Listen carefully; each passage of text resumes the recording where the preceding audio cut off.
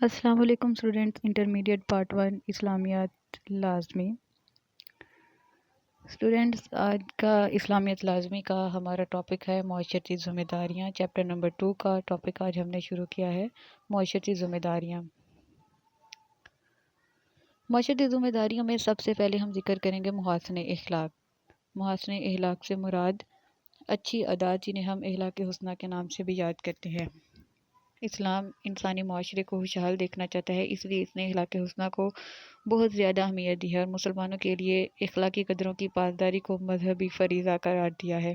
اس سلسلے میں چند محاسن اخلاق کا ہم ذکر کرتے ہیں۔ نمبر 1، دیانتداری۔ معاشرتی اور معاشرتی تعلقات کی استواری کے لیے دیانت ایک بنیادی شرط ہے۔ جس معاشرے سے دیانتداری ختم ہو جائے، وہاں کاروباری معاملات سے لے کر گھر کے جو تعلقات ہوتے ہیں، ہر جگہ ناقابل اصلاح بیکار پیدا ہو جاتا ہے۔ ایک دوسرے پر سے اعتماد اور اعتبار ختم ہو جاتا ہے۔ اسلام اپنے نام لیواؤں کو ان تمام نقصانات سے بچانے کے لیے دیانتداری کی تلقین کرتا ہے۔ ارشاد ربانی ہے، اللہ تعالیٰ سورہ النساء آیت نمبر 58 میں بیان کرتے ہیں، ان اللہ یامرکم ان تؤدوا الامانات الی اہلها۔ بے شک اللہ تم کو فرماتا ہے کہ پہنچا دو امانتیں امانت والوں کو، یعنی اللہ تعالیٰ سورہ النساء میں امانت والوں کو ان کی امانت پوری طرح سے مکمل ادا کرنے کی ہدایت کرتا ہے۔ نیز جہاں دنیا اور آخرت کی کامیابی حاصل کرنے والوں کی بہت ساری صفات بتائی گئی ہیں، وہاں یہ بھی فرمایا گیا ہے۔ سورہ المومنین آیت نمبر 8 میں اللہ تعالیٰ بیان کرتے ہیں، والذین ھم لاماناتہم وعہدہم راعون۔ اور جو اپنی امانتوں سے اور اپنے اقرار سے خبردار ہیں، یعنی جو لوگ اپنے وعدے اقرار کرتے ہیں اور ان سے خبردار ہو کر ان کو یاد رکھتے ہیں اور ان کو پورا کرتے ہیں، وہ امانت دار کہلاتے ہیں۔ نبی کریم صلی اللہ علیہ وسلم کے بارے میں کون نہیں جانتا کہ آپ صلی اللہ علیہ وسلم نبوت پر سرفراز ہونے سے پہلے بھی عرب کے بددیانت معاشرے میں الامین یعنی دیانتدار کے لقب سے پکارے جاتے تھے۔ آپ صلی اللہ علیہ وسلم کے احساس دیانت کا یہ عالم تھا کہ مدینہ ہجرت کرتے وقت بھی ان لوگوں کی امانتوں کی ادائیگی کا اہتمام فرمایا جو آپ کے قتل کے پیچھے تھے۔ اسلام نے دیانت کے مفہوم کو محض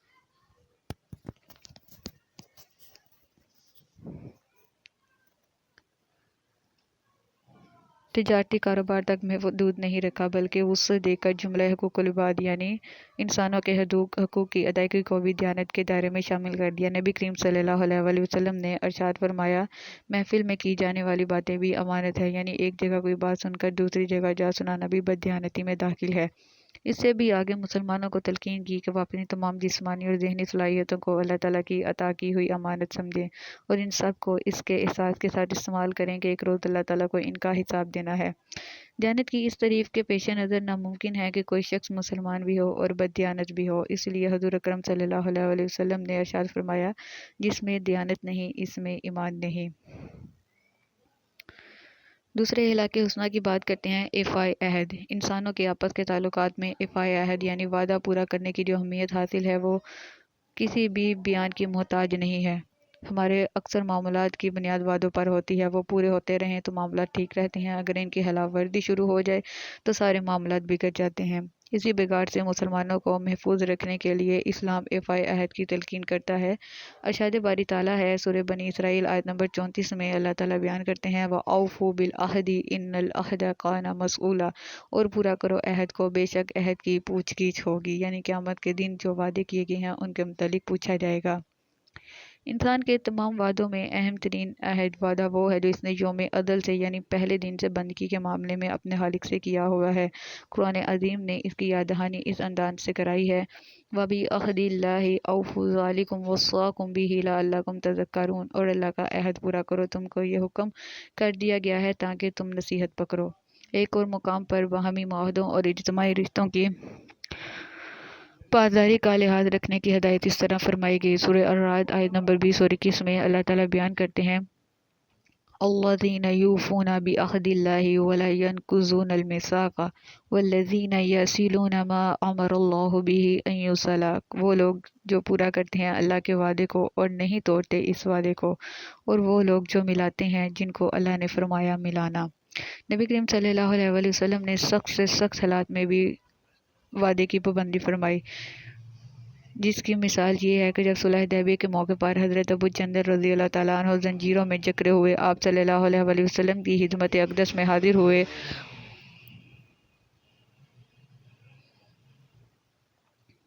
اور انہوں نے اپنے جسم کے داغ دکھائے کہ اہل مکہ نے انہیں مسلمان ہو جانے پر کتنی تکلیف دی، اور درخواست کی کہ انہیں مدینہ ساتھ لے جایا جائے، تو آپ صلی اللہ علیہ وآلہ وسلم نے اس شفقت کے باوصف جو آپ صلی اللہ علیہ وآلہ وسلم کے مسلمانوں سے تھی، یعنی آپ کو جتنی محبت مسلمانوں سے تھی، اس کے باوجود انہیں اپنے ہمراہ مدینہ منورہ لے جانے سے انکار دیا، صرف اس لیے کہ قریش مکہ سے معاہدہ ہو چکا تھا کہ مکہ سے بھاگ کر آنے والے مسلمانوں کو مدینہ سے لوٹا دیا جائے گا۔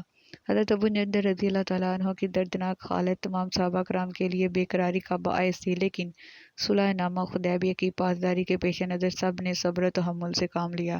حضرت انس رضی اللہ تعالیٰ عنہ سے روایت ہے کہ نبی کریم صلی اللہ علیہ وآلہ وسلم اپنے خطبوں میں اکثر یہ بات فرماتے تھے، لا دین لمن لا عہد لہ، جسے وعدے کا پاس نہیں اس میں دین نہیں۔ ہمارے لین دین کے جملہ معاملات اور باہمی حقوق ایفائے عہد ہی کے ذیل میں آتے ہیں، اس لیے دینداری کا تقاضا یہ ہے کہ ہم ان سب کی پاسداری کریں۔ اس کے بعد سچائی ایک ایسی عالمگیر حقیقت ہے جسے تسلیم کیے بغیر انسان سکھ چین کا سانس نہیں لے سکتا۔ نبی اکرم صلی اللہ علیہ وآلہ وسلم نے اس بات کو نہایت جامعیت کے ساتھ یوں ارشاد فرمایا، ان الصدق یہدی الی البر وان الکذب یہدی الی الفجور، کہ بے شک سچائی نیکی کی طرف رہنمائی کرتی ہے اور جھوٹ نافرمانی کی طرف رہنمائی کرتا ہے۔ قرآن کریم میں اللہ تعالیٰ نے اپنے صادق القول ہونے کا ذکر فرمایا، مثلاً ومن اصدق من اللہ حدیثا، اور اللہ سے سچی کس کی بات ہے۔ اسی طرح قرآن حکیم میں نبیوں کی یہ صفت خاص طور پر بیان کی گئی ہے کہ وہ راست گفتار یعنی سچی اور سیدھی بات کرنے والے تھے۔ سچائی کا سرچشمہ اللہ تعالیٰ کی ذات ہے، تمام انبیاء نے وہیں سے سچائی حاصل کی اور دنیا میں پھیلائی۔ اس سچائی سے انکار کرنے والا زندگی کے ہر معاملے میں جھوٹ اور باطل کی پیروی کرتا ہے اور خلاق ہو کر رہتا ہے۔ اردو میں ہم سچ کا لفظ محض گفتگو کے تعلق سے استعمال کرتے ہیں، لیکن قرآن مجید میں اس کے مفہوم میں قول کے ساتھ عمل اور خیال تک کی سچائی شامل ہے، یعنی صادق وہ ہے جو نہ صرف زبان سے سچ بولے بلکہ اس کے اعمال میں بھی سچائی ہو۔ اس کے بعد بات کرتے ہیں عدل اور انصاف کی۔ عدل و انصاف کا تقاضا یہ ہے، یعنی عدل و انصاف کو اگر کوئی انسان جو ہے وہ پورا کرنا چاہتا ہے تو وہ یہ ہے کہ ہر شخص کو اس کا جائز حق بآسانی مل جائے۔ نظام عدل کی موجودگی میں معاشرے کے تمام امور جو ہیں وہ بخیر و حفیظ سر انجام پاتے ہیں، اور بے انصافی کی وجہ سے معاشرے کا ہر شعبہ مفلوج ہو کر رہ جاتا ہے۔ نبی کریم صلی اللہ علیہ وآلہ وسلم کی بعثت سے پہلے دنیا عدل و انصاف کے تصور سے خالی ہو چکی تھی۔ طاقتور ظلم و ستم کو اپنا حق سمجھنے لگے تھے اور کمزور مظلومیت کو اپنا مقدر سمجھ کر برداشت کرنے پر مجبور تھے۔ دین اسلام کی طفیل ظلم و ستم کا یہ کاروبار بند ہوا اور دنیا عدل و انصاف کے اس اعلیٰ معیار سے آشنا ہوئی جس نے رنگ و نسل، قوم و وطن کے امتیازات کو مٹا کر رکھ دیا۔ ناانصافی کی بنا پر انسانوں کے مختلف طبقوں اور گروہوں کے درمیان نفرت کی جو دیوار کھڑی ہو گئی تھی، اسلام نے اسے گرا کر انسان کو انسان کے شانہ بشانہ لا کھڑا کیا۔ اس طرح لوگوں کے درمیان انس و محبت کا وہ رشتہ استوار ہوا جو انسان کے لیے سرمایہ افتخار ہے۔ اسلام وہ دین ہے جس نے عدل و انصاف کے معاملے میں بغیر کسی فرق کے تمام نسل انسانی کے درمیان مساوات قائم کرنے کا حکم دیا۔ قرآن حکیم میں ارشاد باری تعالیٰ ہے، سورہ المائدہ آیت نمبر 8 میں اللہ تعالیٰ بیان کرتے ہیں، یا ایھا الذین آمنوا کونوا قوامین للہ شہداء بالقسط ولا یجرمنکم شنآن قوم علی الا تعدلوا اعدلوا ھو اقرب للتقوی، کہ اے ایمان والو کھڑے ہو جایا کرو اللہ کے واسطے گواہی دینے کو انصاف کی، اور کسی قوم کی دشمنی کے باعث انصاف کو ہرگز نہ چھوڑو، عدل کرو، یہی بات زیادہ نزدیک ہے تقوی سے۔ رنگ و نسل کی طرح اسلام کے تصور عدل میں کسی کے اعلیٰ منصب اور مرتبے کی کوئی اہمیت نہیں ہے۔ نبی کرم صلی اللہ علیہ وآلہ وسلم کے وہ ارشادات آب زر یعنی سونے کے پانی سے لکھے جانے کے قابل ہیں، جو آپ صلی اللہ علیہ وآلہ وسلم نے قبیلہ بنو مخزوم کی فاطمہ نامی خاتون کی چوری سے متعلق سزا کی معافی کی سفارش سن کر ارشاد فرمائے۔ آپ صلی اللہ علیہ وآلہ وسلم نے فرمایا، تم سے پہلے قومیں اسی وجہ سے برباد ہوئی تھی کہ ان کے چھوٹوں کو سزا دی جاتی تھی، یعنی کمزور غریبوں کو سزا دی جاتی تھی، اور بڑوں کو، طاقتوروں کو، پیسے والوں کو معاف کر دیا جاتا تھا۔ خدا کی قسم اگر فاطمہ بنت محمد صلی اللہ علیہ وآلہ وسلم بھی چوری کرتی تو میں اس کے ہاتھ بھی کاٹ دیتا۔ اسلامی حکومت کی یہ خصوصیت رہی ہے کہ اس نے اپنے باشندوں کو ہمیشہ بے لوث انصاف فراہم کیا ہے، اور حقیقت میں اسلامی حکومت کا اصل مقصد ہی نظام عدل کا قیام ہے۔ اس لیے نبی اکرم صلی اللہ علیہ وآلہ وسلم نے سلطان عادل کو اللہ کا سایہ قرار دیا ہے، یعنی ایسا سلطان جو عدل و انصاف کرتا ہے وہ زمین پر اللہ تعالیٰ کا سایہ ہے۔ اس کے بعد احترام قانون۔ جس طرح قدرت کا نظام چند فطری قوانین کا پابند ہے، اسی طرح معاشرے کا قیام اور دوام، یعنی معاشرے کا بقا، معاشرتی، اخلاقی اور دینی احکام و قوانین پر موقوف ہے۔ یوں تو دنیا کا کم عقل سے انسان بھی قانون کی ضرورت، اس کی پابندی اور اہمیت کا اعتراف کرے گا، لیکن کم لوگ ایسے ہیں جو قانون کے تقاضے پورے کرتے ہیں۔ آج کے دور میں وہ دو افراد کے باہمی معاملات سے لے کر بین الاقوامی تعلقات تک لوگ ضابطے اور قانون کی پابندی سے گریزاں ہیں، اور لا قانونیت کے اس رجحان نے دنیا کا امن و سکون جو ہے وہ ختم کر دیا ہے۔ سوال یہ ہے کہ انسان قانون کے فائدے کا قائل ہونے کے باوجود بھی اس کی خلاف ورزی کرتا ہے۔ اس کی دو اہم وجوہات ہیں: نمبر 1 خود غرضی اور مفاد پرستی، نمبر 2 اپنے آپ کو قانون سے بالاتر سمجھنا۔ اسلام ان دونوں وجوہات کا بخوبی تدارک کر کے مسلمانوں کو قانون کا پابند بناتا ہے۔ ایک طرف وہ انہیں اللہ کی پرستش اور احسان و سخاوت کا درس دیتا ہے، تو دوسری طرف ان میں آخرت کی جواب دہی کا احساس و شعور پیدا کرتا ہے۔ اسلام انہیں احساس دلاتا ہے کہ وہ اپنے اثر و رسوخ یا دھوکے فریب سے دنیا میں قانون کی خلاف ورزی کی سزا سے بچ بھی گئے تو آخرت میں انہیں اللہ تعالیٰ کی گرفت سے کوئی نہیں بچا سکے گا۔ آخرت میں جواب دہی کا یہی احساس اسلامی معاشرے کے گناہ میں ملوث ہو جانے والے افراد کو از خود عدالت میں جانے پر مجبور کرتا ہے، اور وہ اصرار کرتے ہیں کہ انہیں دنیا میں سزا دے کر پاک کر دیا جائے تاکہ وہ آخرت کی سزا سے بچ جائیں۔ لوگوں کے دلوں میں قانون کے احترام کا سچا جذبہ پیدا کرنے کے لیے ضروری ہے خود حکمران طبقہ بھی قانون کی پاسداری کرے اور اپنے اثر و رسوخ کو قانون کی زد سے بچنے کا ذریعہ نہ بنائے۔ آج دنیا میں قانون کے سامنے سب کے برابر ہونے کا چرچا تو بہت ہے، لیکن دنیا کا شاید ہی کوئی قانون ایسا ہو جس میں حکمران طبقے کو خاص رعایت نہ دی گئی ہو، اور قانون میں آقا اور غلام اور شاہ و گدا کا کوئی فرق نہ رکھا گیا ہو۔ اسلامی تاریخ کا مشہور واقعہ ہے کہ ایک مرتبہ حضرت علی رضی اللہ تعالیٰ عنہ کی زرہ گم ہو گئی اور ایک یہودی سے ملی۔ خود خلیفہ وقت نے، یعنی حضرت علی اس وقت خلیفہ تھے، انہوں نے خلیفہ ہونے کے باوجود آپ رضی اللہ تعالیٰ عنہ سے قاضی کی عدالت میں لے گئے، اور جب قاضی نے آپ کے بیٹے اور غلام دونوں کی گواہی ان سے قریبی تعلق کی بنا پر قبول کرنے سے انکار کر دیا تو وہ آپ اپنے دعوے سے دستبردار ہو گئے۔ احترام قانون کی اس مثال نے یہودی کو اتنا متاثر کیا کہ وہ کلمہ پڑھ کر مسلمان ہو گیا۔ نیکسٹ ایک اور اخلاق حسنہ کسب حلال، یعنی حلال رزق کمانے کے بارے میں اللہ تعالیٰ قرآن پاک میں ارشاد فرماتے ہیں: یا ایھا الرسول قولوا من الطیبات واعملوا صالحا، اے رسولو کھاؤ ستھری چیزیں اور کام کرو بھلا، یعنی صاف ستھری چیزیں کھانے کا اور بھلا اچھائی کام کرنے کی اللہ تعالیٰ نے ہدایت کی۔ اسی طرح تمام انسانوں کو اللہ تعالیٰ نے تلقین کی: یا ایھا الناس کلوا مما فی الارض حلالا طیبا، اے لوگو کھاؤ زمین کی چیزوں میں سے حلال اور پاکیزہ۔ اس کے علاوہ مسلمانوں کو خصوصی تاکید کی گئی: یا ایھا الذین آمنوا کلوا من الطیبات ما رزقناکم، کیا ایمان والو کھاؤ پاکیزہ چیزیں جو روزی ہم نے تم کو دی ہے۔ اسلام میں عبادات اور معاملات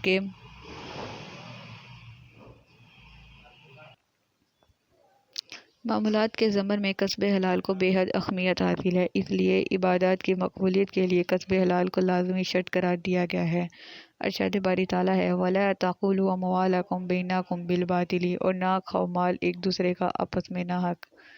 جس معاشرے میں ناجائز ذرائع آمدنی یعنی ناانصافی، بددیانتی، رشوت ستانی، سود خوری، چوری، ڈاکہ زنی، ذخیرہ اندوزی، فریب دہی اور سٹے بازی کا رواج عام ہو جائے تو اس معاشرے کی کشتی تباہی کی گرداب میں پھنس کر رہ جاتی ہے اور بربادی اس معاشرے کا مقدر بن جاتی ہے۔ اسلام ہر معاملے میں کسب معاش کے ان تمام غلط طریقوں سے بچنے کی تلقین کرتا ہے اور ناجائز ذرائع کے اختیار کرنے والوں کو جہنم کی خبر دیتا ہے۔ آپ صلی اللہ علیہ وآلہ وسلم کا ارشاد مبارک ہے: حرام رزق پر پڑنے والے جسم کو جہنم ہی کا ایندھن بننا چاہیے۔ جس شخص کو اللہ تعالیٰ اور یوم آخرت پر یقین ہوگا وہ کبھی جائز وسائل کو چھوڑ کر ناجائز ذرائع اختیار نہیں کرے گا، چاہے اس میں کتنی ہی دلکشی کیوں نہ ہو۔ البتہ جو شخص اس شیطانی وسوسے میں مبتلا ہو کر ناجائز ذرائع سے اپنے مقدر سے زیادہ کما سکتا ہو، وہی حرام طریقوں کا سہارا لے گا۔ شیطان کے اس حربے کو ناکام بنانے کا آسان طریقہ یہ ہے کہ اعلیٰ معیار زندگی کا ڈونگ رچانے کی بجائے سادگی، کفایت شعری، میانہ روی اور قناعت پسندی کے اصولوں پر کاربند رہا جائے۔ یہاں ایک اور اخلاق حسنہ کا ذکر کیا جاتا ہے، اِثار، یعنی اپنی ضروریات پر دوسروں کو ترجیح دینا، دوسروں کے لیے اپنی ضروریات کو رد کر دینا، اس کو اِثار کہا گیا ہے۔ دنیا پرستی اگر انسان کی خود گرزی اور مفاد پرستی سکھاتی ہے تو خدا پرستی اس میں جذبہ اِثار پیدا کرتی ہے۔ وہ خود تکلیف اٹھا کر خدا کی مخلوق کو راحت اور اطعام پہنچاتا ہے۔ اس کا عمل اللہ کی بارگاہ میں شرف قبولیت پائے گا اور آخری نعمتوں کے حاصل کرنے کا سبب بنے گا۔ مختلف محاسن اخلاق کی طرح نبی اکرم صلی اللہ علیہ وآلہ وسلم اثار اور سخاوت کا بہترین نمونہ تھے اور سربراہ مملکت ہوتے ہوئے بھی انتہائی غربت اور اسرت کی زندگی گزارتے تھے۔ خانہ مبارک میں یعنی آپ صلی اللہ علیہ وآلہ وسلم کے گھر میں ہفتوں چولہا نہیں جلتا تھا، لیکن آپ صلی اللہ علیہ وآلہ وسلم کے گھر سے کوئی بھی سوال کرنے والا خالی نہیں لوٹتا تھا۔ اپنے پاس کچھ موجود نہ ہوتا تو قرض لے کر حاجت مند کی حاجت پوری کرتے۔ ایک بار آپ صلی اللہ علیہ وآلہ وسلم نے جانور ذبح فرمایا اور گوشت تقسیم کرنے کی گھر سے گھر بھیج دیا۔ کچھ دیر بعد گھر میں آ کر دریافت فرمایا، کتنا تقسیم ہو گیا اور کتنا بچا؟ عرض کیا گیا، عمدہ قسم کا گوشت تقسیم ہو گیا ہے اور خراب قسم کا گوشت باقی رہ گیا ہے۔ آپ صلی اللہ علیہ وآلہ وسلم نے ارشاد فرمایا، اور جو تقسیم ہو گیا ہے وہ رہ گیا ہے، جو باقی بچا ہے حقیقت میں وہ چلا گیا ہے، یعنی جو عمدہ گوشت تقسیم ہوا ہے وہ آخرت کے لیے بچ گیا ہے۔ صحابہ کرام بھی جذبہ اثار سے سرشار تھے اور اپنی ضرورتوں پر دوسروں کی حاجت کو ترجیح دیتے تھے۔ مشہور واقعہ ہے کہ رومیوں کے مقابلے میں جانے والے فوج کے ساز و سامان کے لیے مسلمانوں سے جب مالی مدد طلب کی گئی تو حضرت ابوبکر صدیق رضی اللہ تعالیٰ عنہ گھر کا سارا سامان لے آئے۔ ایک دفعہ حضرت عثمان رضی اللہ تعالیٰ عنہ نے قحط کے زمانے میں باہر سے آنے والا غلہ دگنے چگنے منافع کی پیشکش کرتے ہوئے خریدا اور بلا معاوضہ تقسیم کر دیا۔ صحابہ کرام کے اثار کے سلسلے میں ایک واقعہ بڑا اثر انگیز ہے۔ ایک بار کوئی بھوکا شخص حضور اکرم پر نور صلی اللہ علیہ وآلہ وسلم کے پاس حاضر ہوا۔ رسول کریم صلی اللہ علیہ وآلہ وسلم کے دولت گدے پر پانی کے سوا کچھ نہ تھا۔ حسب دستور ایک انصاری صحابی آپ کے مہمان کو اپنے ہمراہ لے کے گھر پہنچ کر بیوی سے معلوم ہوا کہ کھانا صرف بچوں کے لیے کافی ہے۔ انہوں نے کہا کہ بچوں کو بہلا کر فاقے کی حالت میں سلا دو اور کھانا شروع کرتے وقت کسی بہانے سے چراغ بجھا دو تاکہ مہمان کو یہ اندازہ نہ ہو سکے کہ ہم کھانے میں شریک نہیں ہیں۔ ایسا ہی کیا گیا۔ مہمان نے پیٹ بھر کر کھانا کھایا اور انصاری کا یہ پورا گھرانہ بھوکا سویا رہا۔ صبح جب صحابی حضور اکرم صلی اللہ علیہ وآلہ وسلم کی خدمت اقدس میں حاضر ہوئے تو حضور اکرم صلی اللہ علیہ وآلہ وسلم نے ارشاد فرمایا، اللہ جل شانہ نے تمہارے رات کے حسن سلوک سے بہت خوش ہوا ہے۔ ایسے ہی اثار پیشہ لوگوں کی تعریف اور تصیف کرتے ہوئے اللہ تعالیٰ ارشاد فرماتا ہے، وَيُؤْثِرُونَ عَلَىٰ أَنفُسِهِمْ وَلَوْ كَانَ بِهِمْ خَصَاصَةٌ، اور مقدم رکھتے ہیں ان کو اپنی جان سے اگرچہ ہو اپنے اوپر فاقہ بھی۔ ہجرت کے موقع پر انصار مدینہ نے مہاجرین مکہ کے ساتھ حسن سلوک کے سلسلے میں جس اثار اور قربانی کی مثال تاریخ عالم میں کہیں نہیں ملتی۔ اسی کے ساتھ ہی اب بات کرتے ہیں رذائل اخلاق کے بارے میں۔